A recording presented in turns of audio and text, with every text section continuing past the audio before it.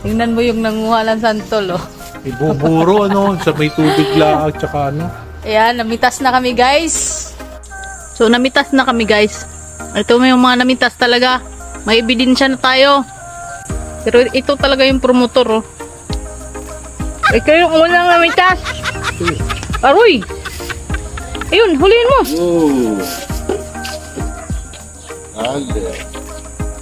Naglilihi din tong mga to, eh. Mga buntis yung ano nila. Tawa. Tamis, no? Ang mukha sa matamis na santol, eh. Pangpatibay daw to ng ano? Kakakain ko lang. Parang... Pangpatibay ng mukha! Ha?